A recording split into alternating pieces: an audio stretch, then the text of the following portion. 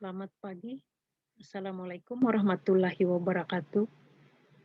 Apa kabar semuanya? Semoga kita dalam keadaan sehat. Sebelum kita mulai, jangan lupa untuk absen di WA Group. Materi yang lalu kita sudah membicarakan tentang pengertian organisasi, perkembangan organisasi, definisi dan klasifikasi kelompok, dan tahap-tahap perkembangan kelompok. Dan sekarang kita masuk pada materi kelompok kerja dan tim kerja.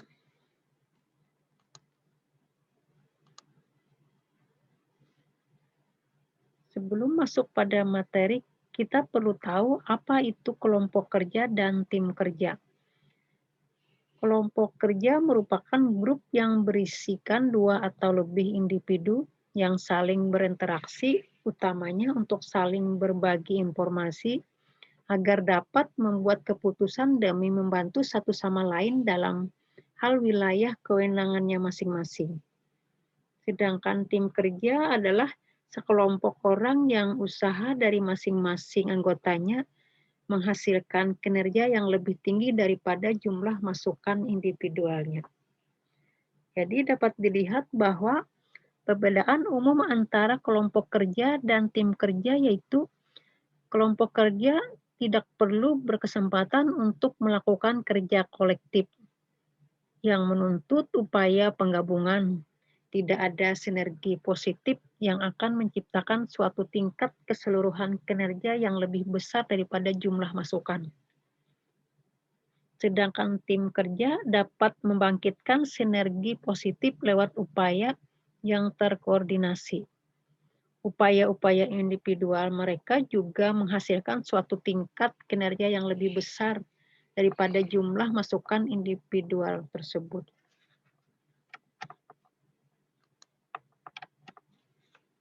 Perbedaan kelompok kerja dan tim kerja.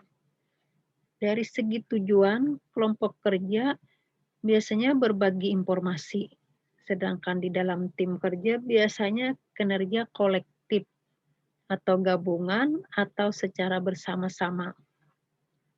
Dari segi sinergi, kelompok kerja biasanya netral atau kadang bisa negatif, sedangkan dari tim kerja biasanya positif, yang mana masing-masing memikirkan suatu kepercayaan dalam cara positif.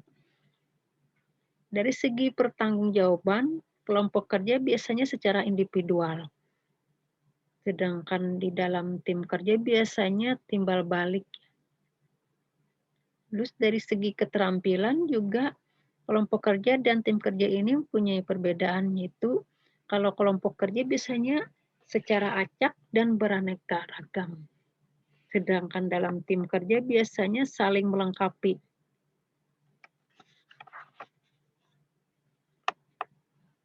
Terus selanjutnya tipe timnya. Biasanya diklasifikasikan berdasarkan sasarannya. Lazimnya ada 5 tipe ya. Yang pertama adalah tipe pemecahan masalah. Dalam tim ini, anggotanya berbagi gagasan dan menawarkan saran mengenai bagaimana proses dan metode kerja yang dapat diperbaiki. Tetapi jarang tim-tim ini diberi wewenang untuk melaksanakan secara sepihak. Setiap tindakan mereka yang disarankan. Biasanya tim ini beranggotakan 5-12 orang dalam satu perusahaan, yang mana masing-masing bertemu untuk beberapa jam dan tiap-tiap masing-masing akan memberi pesan dan membahas cara-cara memperbaiki kualitas, efisiensi, dan lingkungan kerja. Yang berikutnya adalah tim pengelolaan diri.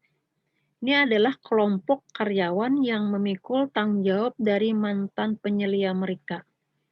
Lazimnya merupakan perencanaan, penjadwalan kerja, kontrol kolektif atas langkah-langkah kerja.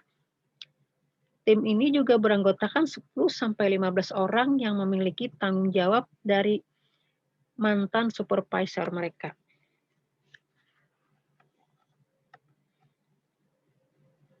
Terus yang berikutnya adalah tim lintas fungsional.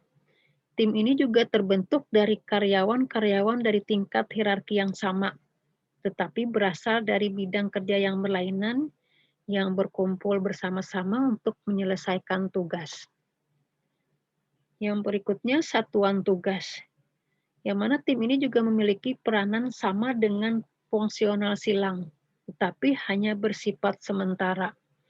Maksudnya di sini adalah merupakan sebuah unit atau formasi yang dibentuk untuk mengerjakan tugas tertentu. Yang berikutnya adalah komite. Kelompok ini juga tersusun atas anggota lintas lini di departemen.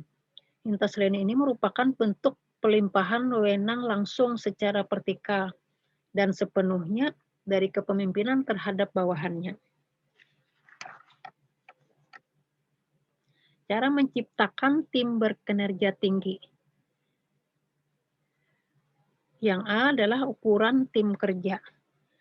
Di sini masing-masing memahami cara menciptakan dan membangun tim kerja yang efektif berserta komposisinya dengan tepat, yang mana akan menjadikan sebuah kekuatan penting pada salah satu faktor strategi bisnis yang baik sehingga mampu memberikan kinerja secara optimal.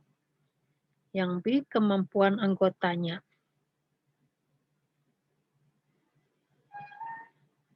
Salah satu faktor mendasar untuk kesuksesan sebuah perusahaan adalah tim yang berkinerja tinggi.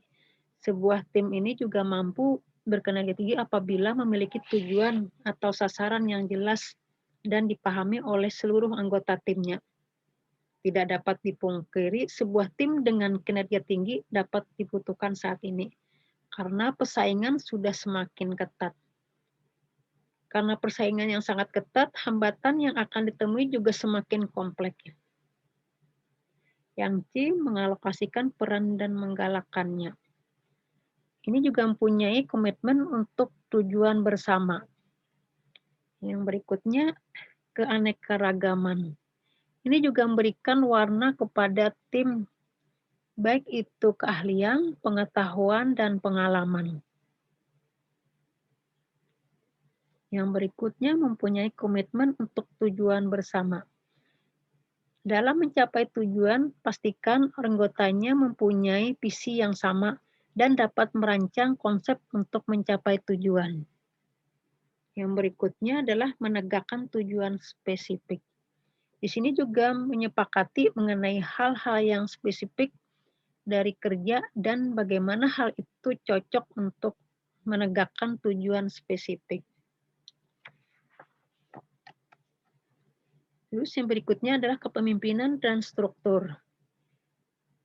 Dalam tiap tim pasti membutuhkan pemimpin yang bertanggung jawab atas seluruh pencapaian tim.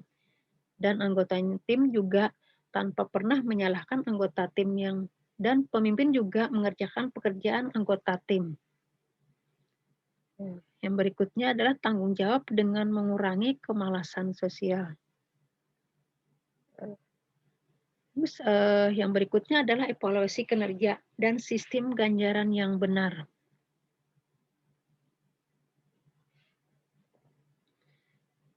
Yang seterusnya adalah mengembangkan kepercayaan timbal balik yang tinggi.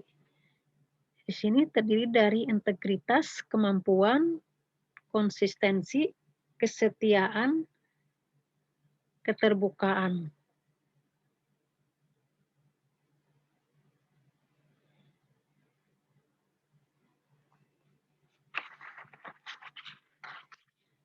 Demikian materi ini tentang kelompok kerja, tipe tim, dan cara menciptakan tim kerja yang tinggi.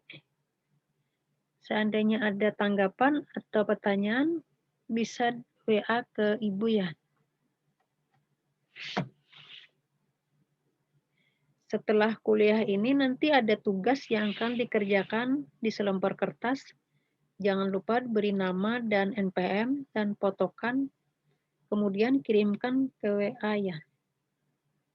Paling lambat sampai jam 1 siang.